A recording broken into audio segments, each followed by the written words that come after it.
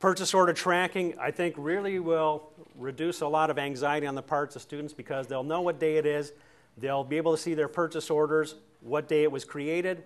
MIGO is when it's received, so when it should show up, and very importantly, when I'll need to pay. You know, if they follow my first rule of you need to be producing all the time, and they do that saying, hey, Monday I'm going to create and release a whole bunch of production orders to last the whole week, then I've also created a whole bunch of purchase orders that are all going to show up on exactly the same day. And now I'm going to have some cash flow issues, and we'll be able to look at that with some of these reports as well. But the purchase order tracking is nice. You can see that your purchase orders are out there, what's in the order. You can go scroll over and see what the quantity is, what are in those particular orders, when they're going to show up, and then when you're going to pay for that. And the other nice thing about any of these reports, they're using the grid control. I can filter out. I can click on filter and say, hey, I only want to look at the ones now that were in quarter 2. So I put that over in a column, say, yes, that's quarter 2, and now I'm only looking at the quarters. I can click a column and sort by different columns. I can save this to a spreadsheet, so it's a very nice report format. You can click a graph. This one wouldn't be very interesting, but you can also click graphs of this. So we're loading it in a fairly flexible, able to filter, sum, and move over kind of report format. Production schedule. That's also very good for the operations people. And so now we know with simulated quarter and days how much setup time there is, what my setup's going to start, when I'm going to start producing, when I'm going to stop producing. And here's where I really look. I look at and see that, okay, I need to have one order usually for my planning in production, one order ready to go, and then I'm thinking about planning for that third order. So I always want to have my facility running. If I put too many things in the stack, going to have all those purchase orders come in and then all those invoices coming in at the same time. So this is nice to track to see what my target quantity was for that production order and what's left to be produced, what's been produced. So I know I've got another 175,000 here. I need to get another production order out there pretty soon. I've got about 7 days to do that. So again, I can look at my operational efficiency, know when my production orders are working and what's happening with them. Raw material cost per purchase order, I can go look in and see when I'm actually producing what that particular production order cost. So here's the production orders, when it was finished, what the material cost was, how much quantity I had, and so therefore what it cost per unit to make that in terms of just the raw materials. So again, I have to think about the other fixed costs.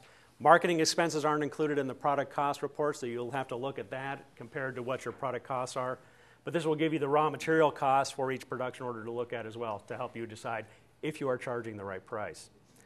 And then the last thing is I decided to be, I told them I was only sneaky in a couple ways. I said, and one was just, the lack of brain power. I forgot to hand out the sheet that told them what markets had the bigger share or bigger volume. And of course, I put all my products there. I made up for that and told them, you know what I'm making now, so you can come after me, that's fine. And the other thing is that I knew that if I start to generate enough cash and I manage my cash well, I can start to pay off my loan. If I pay off my loan, I have less interest expense, and so I start to have advantages. So I made a payment of €1,000,000 on my loan, but I wasn't sure if I was going to be able to finance that because in the game, if you run out of cash and that invoice needs to be paid, Jill Bear in a simulator will come in there and borrow money for you.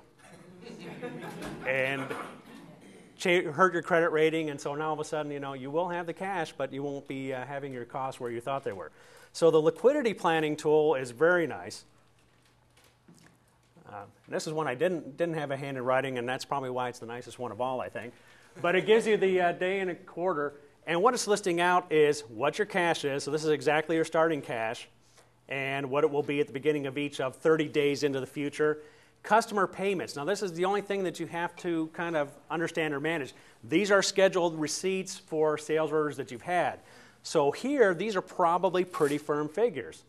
When I start to get down in the future, there are sales orders that I can achieve that aren't yet realized. So if you see that day 20, day 25, your cash is going to go negative, that could potentially happen if you're not going to sell anything. But it can help you decide, okay, should I be selling a little? Should I be selling a lot? What rate should I be trying to make sales? So the receipts are actual booked receipts that you're going to make. So as you get out farther in the future, it's not going to recognize future sales that will occur. But then you have to do some planning to say, okay, maybe I don't want to make as much profit because I think I need that cash to not run negative. Then vendor payments from our invoices. You see that one stacked up a fairly large order. I can see when those are going to be paid for, when I'm going to have to send the payment to the vendor. And if you see, these are fairly large numbers, so if I release 8 purchase orders or purchase orders for large volumes of raw materials that all get paid on the same day, that's a big hit to my cash. So being lean and efficient and spreading those out is very important. And then the other costs, direct labor and overhead that are charged on a 5-day basis, will show up where they're going to be charged against you. And at the end, I can look at what my cash flow is going to be. So I'm looking pretty good right now. Let me slide down here.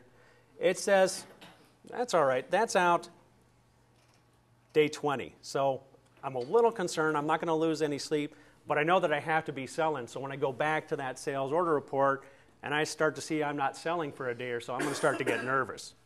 So this is very useful for the cash flow planning, brings in a lot of planning, and it relates to production and sales that I have to have those for the income, where my purchase orders are going to be paid, so I have to worry about those expenses. And I think now really will help you look at where your cash flow is and have another role to play for the teams. So I think I covered all of them. And I'm sorry you don't have them yet. They really are cool. I wish you did have them. It's like a big teaser, right? And very big teaser. Grab this. We'll have about 20 minutes with Biru, which